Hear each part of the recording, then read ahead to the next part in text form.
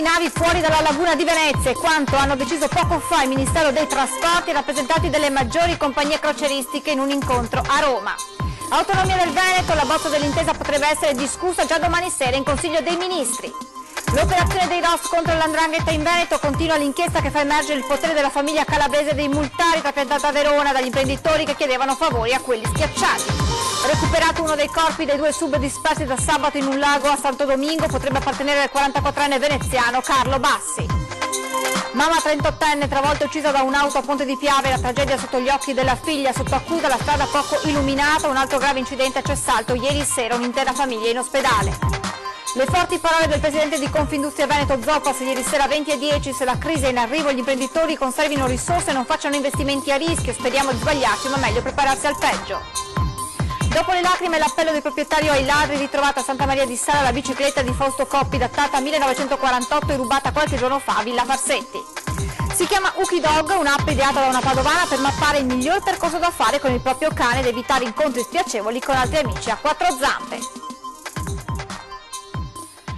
Buongiorno e ben ritrovati con la prima edizione dei nostri telegiornali. In primo piano dunque quanto deciso poco fa in un tavolo tecnico tra Ministero dei Trasporti e i rappresentanti delle maggiori compagnie croceristiche. In una nota si legge che durante l'incontro si è registrata unità di intenti sulla necessità di spostare le grandi navi fuori dalla laguna di Venezia. Dunque fuori le grandi navi, i giganti del mare dal centro storico, dalla laguna di Venezia, una richiesta che era arrivata, che è stata in discussione per molti mesi, adesso si è arrivati ad un punto di incontro, ad un accordo raggiunto appunto poco fa durante un tavolo tecnico tra Ministero e i rappresentanti delle maggiori compagnie croceristiche. Naturalmente torneremo ad affrontare questa importante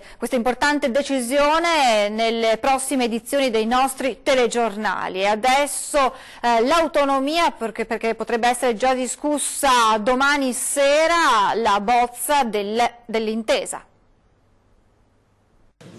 Potrebbe essere anticipata l'approvazione della bozza sull'autonomia prevista il 15 febbraio. Per domani sera infatti è stato convocato un Consiglio dei Ministri, ma resta ancora da capire se la questione sarà all'ordine del giorno e nel caso sia sul tavolo dei Ministri con 24 ore d'anticipo non è certo che si arriverà alla sottoscrizione. Restano infatti ancora molte questioni aperte e dalle indiscrezioni che emergono dai palazzi di Roma potrebbero esserci all'orizzonte diversi no del governo su infrastrutture, energia, beni demaniali e culturali, ma soprattutto quella relativa al gettito e alle compartecipazioni fiscali che potrebbero far slittare, se non addirittura saltare, l'intesa.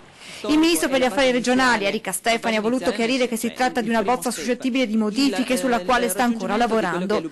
Mancherebbero in particolare il via libera del Ministero delle Finanze sul sistema di compartecipazione ai tributi e l'autonomia tributaria chiesta dal Veneto, ad esempio per bollo auto e il recupero dell'evasione fiscale. Potrebbe saltare anche l'intesa sul coordinamento della finanza pubblica e sulla regionalizzazione delle casse di risparmio. Frenata anche nel capitolo sanità, per cui la Regione potrebbe gestire l'assetto istituzionale e l'organizzazione ospedaliera, i neolaureati in corsia e i ticket con l'abolizione del super ticket di 10 euro. Per quanto riguarda invece le infrastrutture, no dell'esecutivo potrebbero arrivare per la regionalizzazione di linee ferroviarie locali, per il finanziamento del TPL, per la nomina regionale del Presidente dell'autorità portuale dell'Adriatico settentrionale. Per quanto riguarda invece Venezia, il governo è favorevole a trasferire le potestà dell'ex magistrato alle acque, ma non la cabina di regia per il Mose. Non c'è infine intesa sui capitoli dell'energia, del demanio marittimo e idrico e infine per i beni culturali. C'è tutto, oggi abbiamo una bozza, ci sono dei punti sui quali non c'è ancora l'accordo, però io sono un inguaribile ottimista e penso che alla fine troveremo un accordo, dice il governatore del Veneto Luca Zaia in queste ore a Roma per il tavolo per la conferenza delle regioni. Zaia che poi aggiunge: in Costituzione c'è scritto che una regione può chiedere le 23 materie e c'è anche l'elenco delle 23 materie. Noi abbiamo fatto un referendum sulle 23 materie e continuiamo a chiederle, siamo a disposizione per un'intesa. Roma non deve prevaricare il Veneto e il Veneto non deve prevaricare Roma. Soluzioni annacquate non le sottoscriviamo. Zaia poi è intervenuto in merito ai dubbi sollevati da alcuni territori, soprattutto del sud, dicendo: azzoppare chi è bravo per fare in modo che ci sia un'equa divisione del malessere non è una vera soluzione. La vera soluzione è aiutare chi ha difficoltà a crescere ed arrivare a livelli qualitativi dignitosi. Pensare di penalizzare chi produce perché qualcun altro non ce la fa, direi proprio di no. E adesso andiamo avanti con la cronaca per tornare a parlare dell'operazione dei ROS contro l''ndrangheta a Venezia. Ci aggiorna l''ndrangheta in Veneto, operazione condotta dalla Procura di Venezia. Allora ci colleghiamo in diretta per tutti gli aggiornamenti con Tommaso Stoppa. Buongiorno Tommaso. Sì, buongiorno da Venezia per gli ultimi aggiornamenti sull'indagine riguardante queste infiltrazioni dell''ndrangheta in Veneto. Dalle carte emerge con maggiore chiarezza la figura di Domenico Multari, il 58enne veronese al vertice di questa cupola veneta, nato a Verona ma con radici che affondano nella Calabria. Veniva soprannominato Gheddafi nell'ambiente criminale per la sua somiglianza con l'ex leader libico, aveva fatto per tutta la vita l'imprenditore edile e gestito una pizzeria, ma si trattava naturalmente di attività di copertura della sua vera professione di boss criminale. Una professione che non teneva assolutamente nascosta con chi lo conosceva, anzi se ne vantava apertamente e usava armi e violenza in maniera aperta e palese per intimidire sia gli imprenditori che le altre sue vittime. Quindi cose che insomma in Veneto non siamo abituati a vedere, ma era proprio così in questo caso. Nuovi dettagli emergono anche sulla figura di Francesco Crosera, l'imprenditore del settore nautico arrestato a Meulo perché aveva chiesto ai calabresi di bruciare uno yacht al centro di un contenzioso con un suo cliente. Ma la vicenda è più complessa perché quando questi esponenti dell''ndrangheta per 2 volte non erano riusciti a bruciare questa barca, Crosera aveva chiesto di fare lo stesso a degli altri criminali di nazionalità albanese. 2 di questi albanesi lo avevano però tradito, raccontando tutto al proprietario dello yacht. A questo punto Crosera si era rivolta a un loro connazionale per chiedergli di uccidere uno dei 2 traditori. Sono quindi piuttosto pesanti le accuse a suo carico, ma ulteriori dettagli su questa vicende emergeranno senz'altro nelle prossime ore e come sempre ve ne daremo conto. Grazie a Tommaso Stoppa. E adesso la storia di 2 imprenditori veneti caduti nelle maglie dei multari e finiti sul lastrico. Possedevano aziende floride e in salute economica rispettivamente nel settore edile l'uno e del legno specializzato in serramenti l'altro, ma poi, dopo aver dato fiducia e aver fatto entrare nelle proprie aziende il clan dei Multari, con il trascorrere degli anni, ben 15, si sono ritrovati completamente sul lastrico e a vivere il primo in una roulotte, con l'altro diventato un senza fissa dimora che sopravvive grazie agli aiuti della Caritas. Entrambi sono del Padovano. Hanno avuto tutta una lunga vicenda di progressivo deterioramento della loro posizione economica e quindi anche familiare e psichica, proprio perché è stato un rapporto che nell'arco di diversi anni si è andato deteriorando sempre più e ha visti esporsi sempre più sia nel rapporto dell'accesso al credito, quindi con le banche, sia nella propria attività di impresa quotidiana. Di seguito alle condizioni in cui li hanno trovati gli investigatori con il progredire delle indagini. Hanno permesso di sostanzialmente risollevare da un grave stato di prostrazione psichica ed economica 2 imprenditori che, avvicinati da noi sostanzialmente dall'arma territoriale, si sono visti tra virgolette rassicurati e hanno avuto il coraggio sostanzialmente di di verbalizzare. E per quanto riguarda invece aspetti pratici, sostanzialmente riuscire a documentare in un lasso di tempo, diciamo, di circa 2 anni di indagine tutta una serie di reati che si erano sviluppati anche in epoca antecedente. È stato individuato il corpo senza vita di uno dei 2 sub italiani dispersi da sabato scorso all'interno della grotta El Dudu nella provincia di Maria Trinidad Sanchez nella costa settentrionale della Repubblica Dominicana. Lo comunica la Società Speleologica della Repubblica Dominicana impegnata nei soccorsi, che sottolinea come le operazioni di recupero saranno probabilmente perfezionate nella giornata di oggi. Non si conosce ancora l'identità del sub individuato. Lo ricordiamo, da sabato sono dispersi Carlo Basso, 44enne istruttore di diving originario di Mestre ma da tempo trapiantato in Liguria, e Carlo Barbieri, 56enne ligure, da anni trasferitosi nella perla dei Caraibi, Las Terrenas.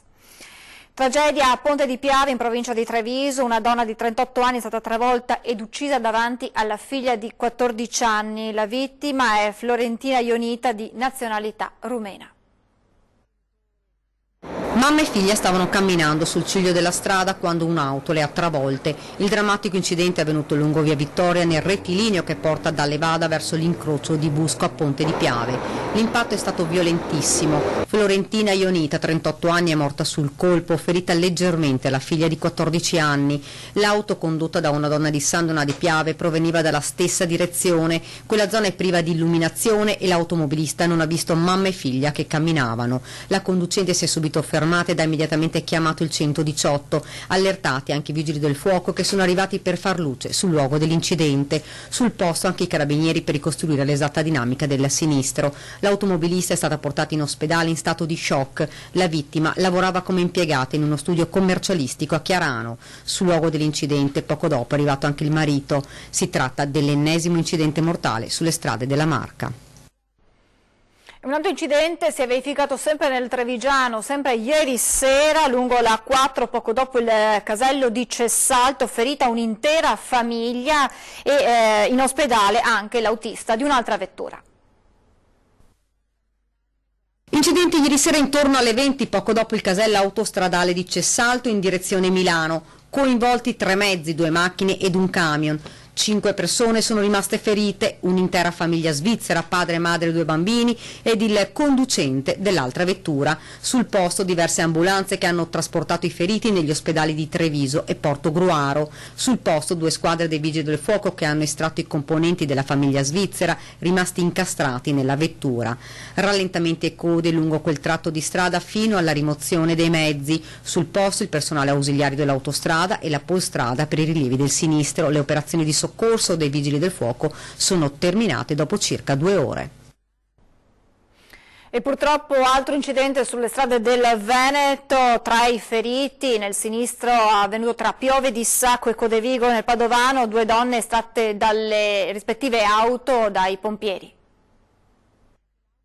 Grave incidente stradale tra Piove di Sacco e Codevigo lungo la strada dei Pescatori. All'incrocio con via Tito Livio 2 auto si sono scontrate, il bilancio è di 3 feriti. La squadra di vigili del fuoco arrivata da Piove di Sacco ha messo in sicurezza i veicoli ed estratto 2 donne rimaste incastrate nell'abitacolo della vettura, mentre il terzo conducente è riuscito a uscire da solo dalla sua auto. Tutti e 3 i feriti sono stati presi in cura dal SUEM 118 per poi essere trasferiti in ospedale. I rilievi dell'incidente sono stati eseguiti dalla polizia stradale. Le operazioni di soccorso dei vigili del fuoco sono terminate dopo circa 1 ora e mezza. Cambiamo argomento, parliamo della manovra e di imprenditori, perché sono state forti le parole usate ieri nel corso di 20 e 10 dal presidente di Confindustria Veneto Zoppas. Se la crisi è in arrivo, ha detto, gli imprenditori conservino risorse e non facciano investimenti a rischio. Speriamo, ha aggiunto, di sbagliarci, ma meglio prepararsi al peggio. Oggi, ripeto, ci stiamo affacciando a un momento in cui ci sarà una molto probabile crisi o molto probabile recessione, siamo già in recessione tecnica ma recessione seria, una contrazione dei mercati e dei consumi, quindi è un momento in cui c'è bisogno del dialogo, perché come abbiamo detto, guardate che siamo in difficoltà, rischia di peggiorare, stiamo peggiorando, mettiamo anche che non avessimo avuto ragione, oggi il problema diventa molto più grave. Per cui da una parte io consiglio agli imprenditori di crearsi le proprie riserve nell'affrontare il prossimo periodo, perché non si sa da che parte andremo, per cui affrontate il prossimo futuro sapendo che ci potrà essere una contrazione, quindi quando voi sceglierete i vostri investimenti, quando voi sceglierete l'atteggiamento da prendere verso dove e come investire il vostro denaro, tenete conto di questa possibilità, non rischiate troppo. Dall'altra parte diciamo al governo è il momento di fare squadra, è il momento di capire come affrontare bene e insieme questo momento. Non pensiamo solo a logiche di brevissimo termine, abbiamo bisogno di prendere il toro per le corna prima che sia troppo tardi. Poi se ci stiamo sbagliando, l'economia va bene, avremo creato extra riserve, lo usiamo, ma non facciamo un mutuo adesso, non facciamo un leasing adesso. È un appello forte da lei agli altri imprenditori. Ma non sto andando contro a qualcuno, io sto chiedendo, sto tendendo la mano e dicendo per favore cerchiamo di anticipare una situazione che se l'anticipiamo ci farà meno male, se non l'anticipiamo ci farà molto male. Andiamo adesso a Santa Maria di Sala, perché dopo le lacrime e l'appello del proprietario è stata ritrovata la bici di Fausto Coppi rubata dai ladri qualche giorno fa a Villa Farsetti. Ci racconta tutto Anna Maria Parisi, buongiorno.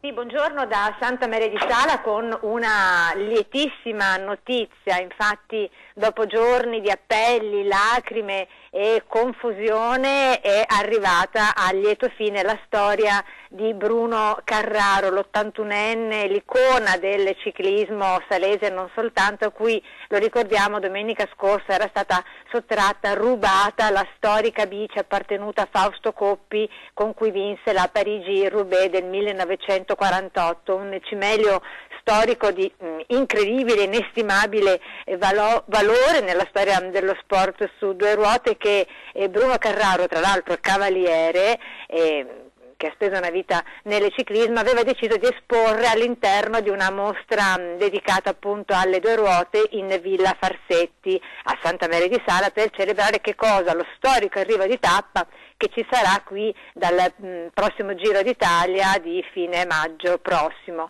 Insomma, tanti appelli tramite le nostre telecamere sono arrivati a lieto fine. Infatti è stata ritrovata la bicicletta legata alla recinzione sul cancello che si trova sul retro di Villa Farsetti, e quindi i ladri hanno avuto il buon cuore di appellarsi alle richieste, alle lacrime che hanno fatto grande clamore anche in tutta Italia, del cavaliere Bruno Carraro. Quindi una storia a lieto fine, di cui naturalmente vi documenteremo il tutto nel corso delle edizioni serali dei nostri telegiornali. Da Santa Maria di Sala è tutto, Linea può tornare allo studio.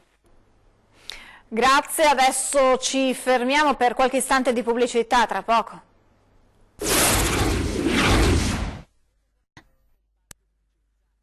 Di nuovo in diretta, ricorderete l'omicidio a Padova di Isabella Noventa, condannato tra gli altri per quel delitto anche Freddy Sorgato. Ebbene, adesso la casa dell'uomo verrà messa all'asta.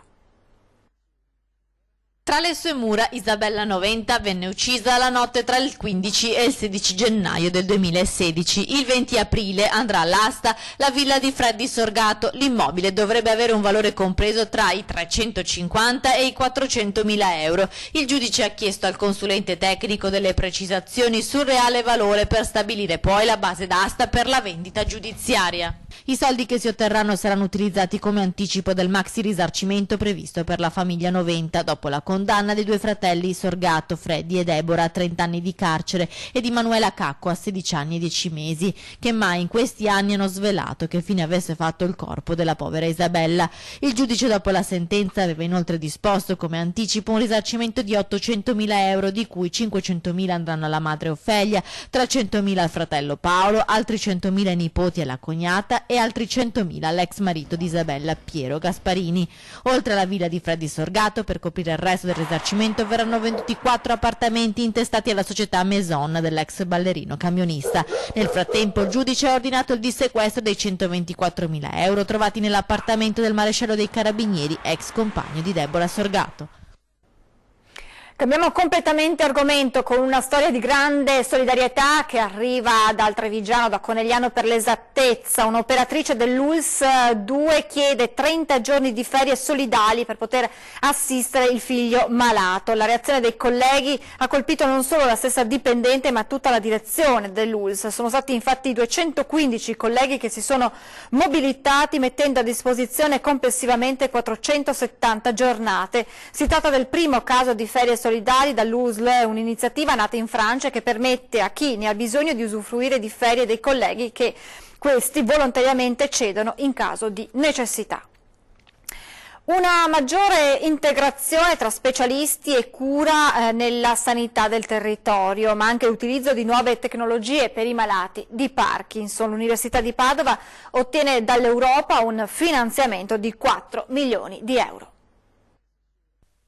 260.000 malati di Parkinson in Italia, 20-25.000 solo in Veneto, con circa 2.000 nuovi casi ogni anno.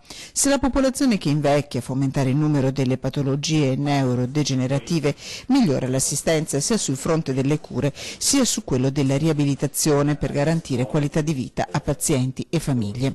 Saranno usati per tentare di mettere a punto un percorso integrato i 4 milioni di euro assegnati dall'Unione Europea all'Università di Padova. Capofila del progetto il Dipartimento di Neuroscienze ed il Padova Neuroscience Center. Quello che accade oggi è che non c'è una reale integrazione tra l'attività dello specialista ospedaliero universitario e i medici in medicina generale, gli infermieri, i fisioterapisti.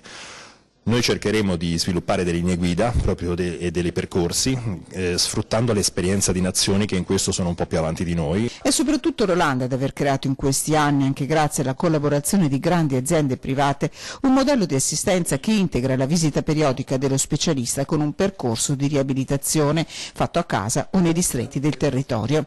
Il progetto padovano, che dura 4 anni, punterà a formare personale, medici, infermieri, fisioterapisti e ad aumentare la tecnologia con sensori, uno è simile a un orologio, che saranno usati dal paziente direttamente a casa. Questo ci consentirà di poter gestire e di utilizzare queste tecnologie che ormai sono abbastanza diffuse per poter monitorare anche lo stato psicofisico della persona e soprattutto quanto si muove poi effettivamente la persona nella propria casa, nella propria area domestica. L'obiettivo è quello di fare in modo che pazienti e famiglie possano entrare a far parte di una vera e propria rete di cura in cui saranno fondamentali anche le associazioni dei malati. Lo scorso 28 gennaio Ousmane Cissokho non aveva esitato a tuffarsi nel Brenta per salvare un uomo che si era lasciato cadere nel fiume con l'intento di porre fine alla propria vita. Il 21enne di origini senegalesi ha ricevuto un encomio da parte del comune di Padova, un gesto di particolare valore civile e morale che ha poi raccontato con semplicità e discrezione, si legge in una nota di Palazzo Moroni. Restiamo a Padova per parlare di un'applicazione creata proprio da una padovana e destinata ai padroni dei cani. Hai un chihuahua maschio? Meglio passare per via Roma ed evitare Piazza delle Erbe. Sei proprietario di un Labrador femmina? Scegli l'area cani di Piazzale Ravenna, la Sacra Famiglia. Da giovedì a Padova i proprietari degli oltre 25.000 cani che popolano la città potranno avere indicazioni come queste sui percorsi migliori da fare durante le loro passeggiate. Basta inserire la razza del cane, le sue caratteristiche comportamentali e un'app ti aiuterà ad evitare incontri spiacevoli con altri amici a 4 zampe.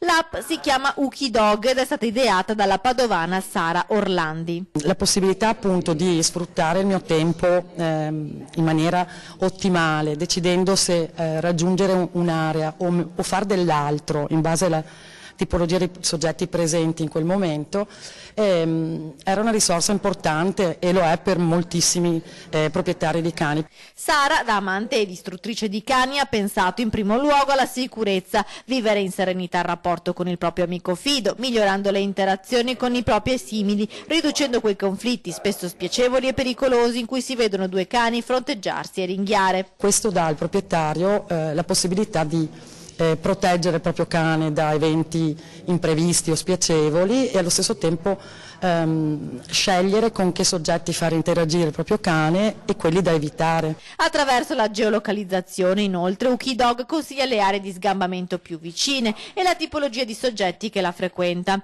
L'app ha due versioni, una free, gratuita, con informazioni limitate solo alla mappatura dei cani, e una pro più avanzata che sarà gratis solo per i residenti di Padova, che fornisce più informazioni e consente il dialogo tra i proprietari di cani. Per me è importante perché dà uno strumento di controllo da parte dei proprietari sulla comunità che c'è attorno, su come vivere e gestire il proprio cane nella nostra comunità, nelle aree cani. È tutto, vi lascio ora ad ore 13 con CGIL Risponde, ospiti in studio Mauro Visentino, segretario organizzativo della CGIL Treviso, Giampaolo Miotto dell'RSBA CGIL e Cristian Iannicelli della FICT CGIL Treviso. Questa sera invece appuntamento con 20 e 10, ospite in studio Giacomo Vendrame, segretario generale della CGIL di Treviso. Ora previsioni del tempo, grazie per l'attenzione e buon proseguimento di giornata, arrivederci.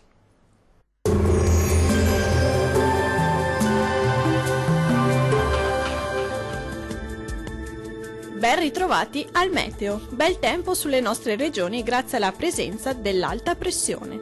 Nel dettaglio sul Veneto prosegue un tempo asciutto e stabile grazie alla presenza dell'anticiclone. Il cielo si presenterà sereno o al massimo poco nuvoloso su tutti i settori. Qualche foschia mattutina non sarà da escludere sulle pianure. Temperature minime comprese tra i -3 e 0 gradi, massime oscillanti tra i 6 e i 10 gradi. Diamo uno sguardo al Friuli Venezia Giulia. Anche in questo caso sarà il bel tempo a dominare. Il sole sarà protagonista della giornata, non sono infatti attese precipitazioni degne di nota. Il cielo sarà sereno o con qualche velatura a carattere sparso. Temperature minime comprese tra i -2 e 0 gradi, massime oscillanti tra gli 8 e 9 gradi. Vediamo infine la situazione del Trentino Alto Adige. Poche novità, sarà soleggiato anche sulla nostra regione, dove il cielo si presenterà sereno o poco nuvoloso ovunque. Non sono attese precipitazioni degne di nota.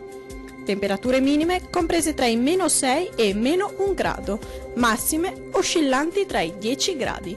Dal meteo di Antenna 3 è tutto, arrivederci al prossimo aggiornamento.